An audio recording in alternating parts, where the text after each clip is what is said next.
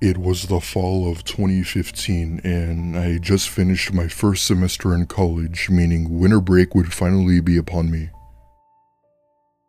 I live in upstate New York, and around this time of year, it would become exceedingly cold in my area with temperatures dropping below the 30s.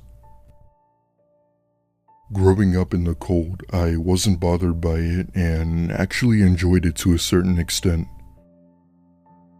One night, my mom had been out with a friend, leaving me to tend to the house alone.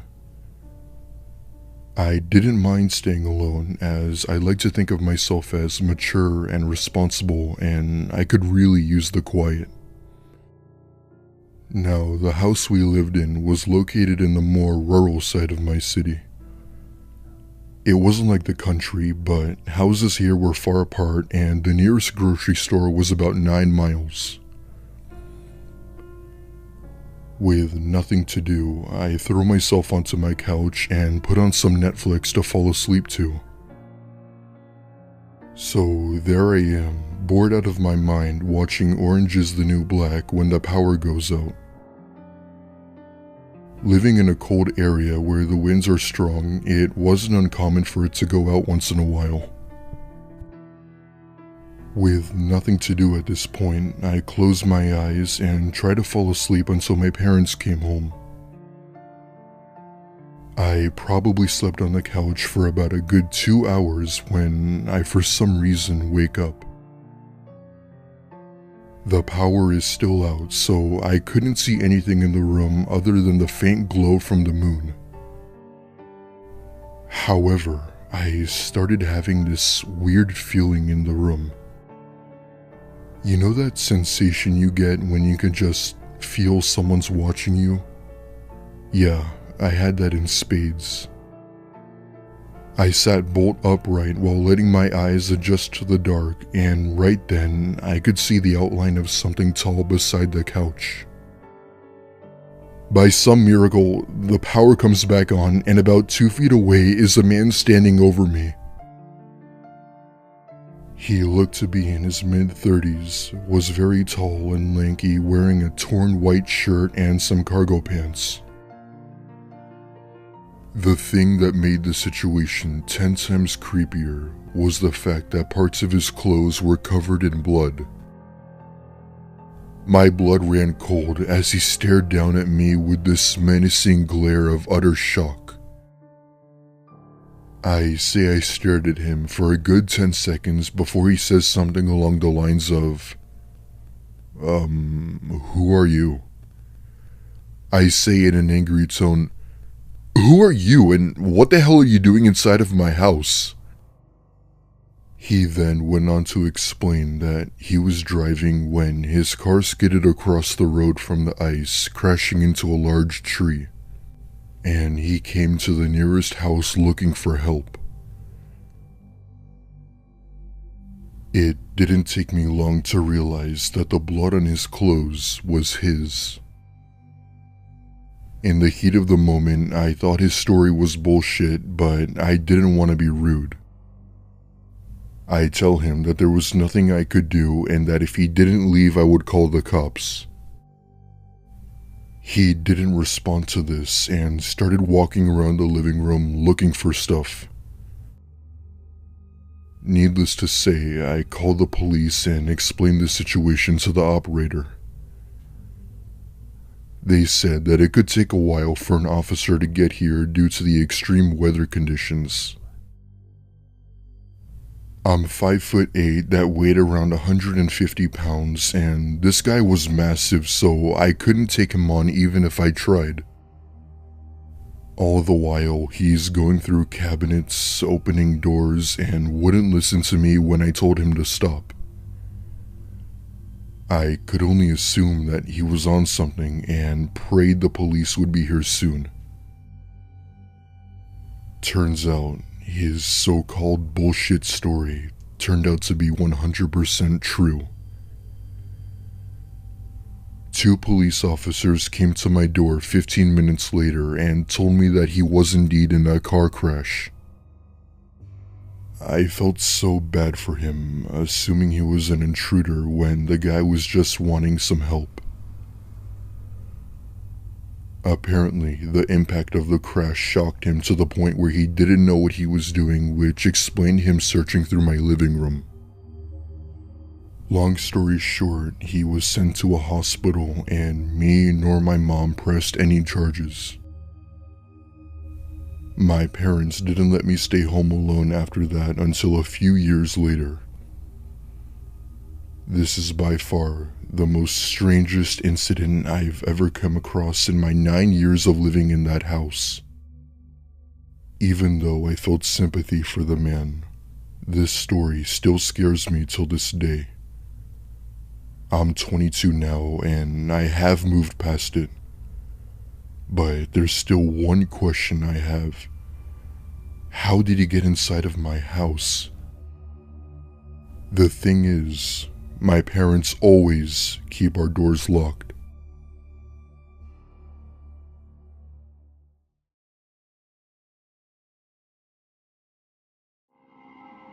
This is the only creepy or scary-ish thing that's ever happened to me in my life, which is probably why it stands out so much in my memory. In hindsight, the location and general isolation probably made it much scarier than it was. But at the time it felt like I'd stumbled into an opening scene of a full-on horror film. Anyway, here's the story. So just over 10 years ago, I was fresh out of college, and I had moved back into my parents' house for the free rent and food for 9 months before I was leaving the state for graduate school. Now, my parents are super chill, and gave me my own space in the house. But being a 22-year-old single guy, and living at a house in the sticks is certainly not ideal. They had just recently moved about 40 miles south of a major Midwest city. But I didn't have any other options, so I started looking for some work to pass the time, then to save up some money. Anyway, so summer turned into winter, and I still hadn't found anything solid. But then I desperately needed to spend more time out of my parents' house. So I took a part-time gig doing some light bookkeeping for a small business owner guy that my dad knew. I didn't really want to do it since it didn't pay much, was short-term, and wasn't even a real office setup. But again, since my parents lived in the middle of nowhere Midwest, think acres and acres of farms, I knew I had limited local opportunities to make some cash. And this guy was going to pay me under the table as well. About the same time, a friend of mine in the city said that if I just paid him $200 a month and helped him clean up, he basically let me crash in his living room until I was ready to move out of state. That was all I needed to hear. I took the job. So my dad's friend's family had a construction-type business. They helped out with building stuff a little, but it was ultimately more focused on renting out a few bobcats and large augers they owned. Also other various drills and odds and ends like generators and other low-level construction or farming equipment that someone in the area couldn't afford to purchase, but needed to use from time to time. This was a small mom-and-pop type thing, where everyone knew everyone, and the office only opened on days that when somebody was coming by, and was generally a mutual beneficial situation for business owners and the locals. Since I had minored in a business-adjacent area, and my dad recommended me, they trusted me to go in there for about 15 to 20 hours a week and check the file and rental forms, make sure nobody missed a payment date if there was a payment plan in place, answer an email or two, discussing prices and availability, etc. Super easy gig. The old building where I worked was about, I think, 90 years old, and at the top of this little hill.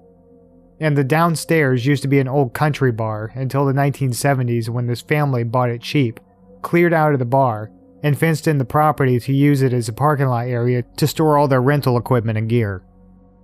I could generally come and go as I pleased, work any hours I wanted so long as I got the work done. So if things were slow and there weren't any rentals for a couple of days, I'd usually go in after 7 and stay until around midnight or 1. Since I knew I'd be all alone and I could listen to music loud and take my time and all that. The office where I worked was on the second floor of the building above the old bar, and looked out into the long driveway. From my seat, I could easily see out the window, or once or twice saw a family of deer or raccoons scamper by, and I always glanced out when I saw movement since it was very noticeable. It was incredibly remote, very still and quiet, so if something unusual occurred, or if something felt off, I definitely noticed it. One night during winter, it had snowed a few inches, and my dad told me to stay in because the roads were bad. But I also had an old SUV, and more than that, I just really wanted to get out of the house. So I went to work about 8 p.m. and was going to stay just after 1. I always left the gate open at the bottom of the hill, since believe me when I say nobody ever showed up at night, since we were literally right in the middle of nowhere. I think the nearest occupied house was about 2 miles down the road, and to even turn into our short road, you had to be only coming from our specific building, and probably know it was there beforehand. It was a locals only type thing, and very small, since the family had inherited a lot of money, we're pretty sure, and kinda did this rental thing on the side. Basically, somebody would never just get lost and end up at our building. So I'm jamming away to some Fall Out Boy. Everyone makes mistakes when they're young. And having some coffee, and kept glancing at the snow outside here and there, since our one orange streetlight reflected onto the ground at the gate, and was causing the light to shine off the snow in a really cool, dare I say pretty, way. At one point around midnight, I went downstairs to the big bathroom to do my bathroom business, and then came back upstairs and got settled back into my work. I probably did about 5 minutes of work when I glanced outside and saw a huge imprint of something in the fresh snow just below the light. It seemed like it must have been a huge dog or substantial animal had just rolled on the ground there on its back or something. Since I didn't notice it just 15 minutes before, it had to have happened while I was in the bathroom, or maybe while my back was turned, since I would have seen that type of movement for sure. I shook it off and assumed that it was a dog, or maybe even a farm animal had gotten loose. It was common. It was that type of area. Maybe it was even attracted to the light or something, who knows. At around 2 in the morning, I was leaving, and as always, I got out of my car to lock the gate up. And to be honest, I'd pretty much forgotten about the imprint in the snow. But when I looked down, I was shocked to see that it wasn't just some disturbed snow, but it was undeniably the imprint of a human-made snow angel. If you don't know what a snow angel is, it's when kids lay on their back in the snow and push their arms and legs back and forth, so when they get up it looks like an outline of an angel. I used to do this when I was a kid, so I knew 100% for sure what this was, and it was deliberately made underneath the light post. But it wasn't from a kid. It was from a very large person, or at least a normal-sized adult wearing tons of layers of big winter clothing. I looked up and saw what I already knew, that whoever had made this snow angel could easily look up and have seen me through that window, so they must have waited for me to head downstairs to make this angel. Now, I definitely would have seen or heard if someone drove up to our building, even if I was in the bathroom. So I knew someone had to have walked deep into the freezing cold and snow for a few miles, stopped in front of our building, and didn't do a snow angel in the small amount of time that I wasn't sitting in my front desk window. I glanced around for tracks in the snow, and saw that there was one set that led to the nearby woods to the right of the building, so it was clear the person didn't use the road, but instead came from the opposite side, which made me instantly uneasy, since that side was just trees and darkness for miles and miles. I was definitely a little freaked out now, once I realized that someone had just been this close to me, secretly in the middle of the woods. And I looked around, but I didn't see anything amiss at all, and now just wanted to get the hell out of there. When I got back into my car and drove a few feet, I realized that my boss would be there in like 4 hours, and might see the snow angel and assume I did it, since he probably assumed that I kept the gate locked when I was there.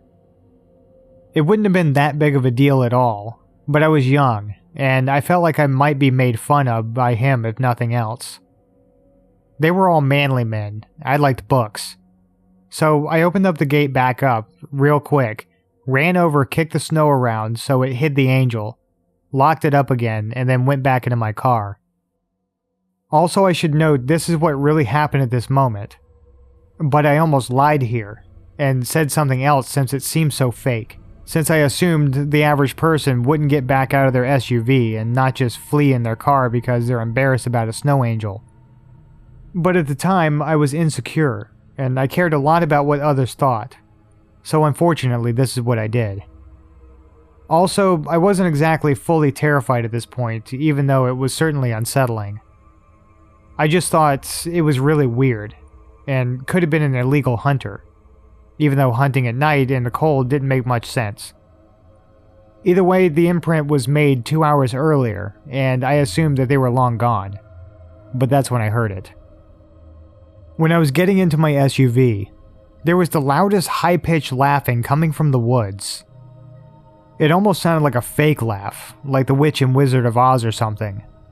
But someone was doing it fake on purpose to show that they weren't scared of me, or how I'd react at all, since I knew that they were laughing at me on our property. It was close enough that I knew that they probably could see me, but I couldn't see them at all, since other than the streetlight I was under, there was no illumination. After a few seconds of the laughing, they stopped, and then it was just silence everywhere, except for my heart beating through my ears. Then the laughing started again, though louder this time. More like screaming and laughing combined. I sort of froze for just like 5 seconds, listening in a panic. Now, I spent a lot of time in that area, and I know what coyotes and foxes sound like at night, with their high-pitched screeches during mating season. So I can't completely logistically rule that out. But to me, honestly, it felt like an adult man trying to emulate a woman laughing. Like someone was deliberately trying to make fake scary shriek laughter in order to scare someone. Well, it fucking worked. After that 5 seconds, I immediately filled with adrenaline, got in my car, and drove the hell away from there as fast as I could without sliding off the road. Back at home, I was up all night trying to figure it out, and told my parents the story when they woke up. After talking it out, we all decided it was one of two things. It was either my brain somehow convinced itself that the snow formation was an angel shape, when it was really just caused by some animal. But then the snow tracks and the laughing was just a coyote or red fox. Though I don't think that's what it was. What I truly believe, the second thing, which is that some local was out walking around for some reason and decided to mess with me. I didn't have any close friends left in that area that would do this. And if they did, they certainly would have brought it up to me to make fun of me for speeding away in terror. I found out later that the nearest house was a super old couple, so I highly doubt it was one of them. Which means whomever it was went out into the woods in the night in the freezing cold, just to mess with a stranger. I don't have any mental issues or family history of them. Didn't do drugs. I drank socially at the time, but certainly didn't that night. I also don't believe in the paranormal, so I never once gave that a thought. In my heart, I knew someone was out there. I worked there another 6 weeks or so, and never had a single issue, though I knew where my boss kept his gun, and I always made sure it was there when I started my shift. And I certainly always locked the gate from then on. Thinking about this experience that night, the part that freaked me out the most was that he had waited around for me to leave about 2 hours, just to do that laugh. He didn't know me. I could have been crazy and the type of person to get mad and try to find and attack him. Yet, he didn't seem scared or care while he was trying to mess with me. For some random dude, this is probably a story he tells from his point of view to make all his friends giggle hysterically.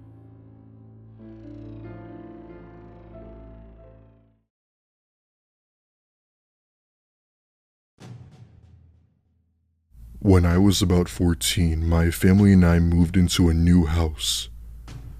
It wasn't anything too special, just your standard one-storied home appropriate for a family of 3. I was home alone one Friday night as my parents were attending a work company event, leaving me to stay home. I couldn't go outside as it was getting dark and the snowfall had just started. Our town was pretty small with about 1,400 people living here, and it was as boring as it could be. With me stuck at home with nothing to do, I came up with the childish idea to prank call random numbers. Being 14, I thought nothing of it and wasn't aware as to how some people would take it. I started off with dialing a few random numbers, hoping to get a funny reaction from people. This process continued for about a good 30 minutes with people not answering or hanging up on me. With no good reactions, I called someone one last time, hoping to get what I wanted, but got anything but that. I dialed a number and they eventually picked up, but before I got the chance to say anything, the person on the other line begins to list personal information about me. My name, address, phone number, my parents' names, and even the school I attended. It was a voice I'd never heard before. It was deep and raspy to the point where it wasn't understandable to an extent. After that, the call hung up and I sat there with terror written all over my face, not believing as to what just happened. My parents wouldn't be home for another 2 hours, so I locked the doors and closed the blinds due to the constant paranoia. Right then and there, I blocked the number and sat in my room while texting my friend. I'm on the phone for about a good 10 minutes when another number is calling me. I was hesitant at first, but I picked it up only to hear the all too familiar voice on the other end. The creepiest thing is, the call came from California. I lived in Indiana.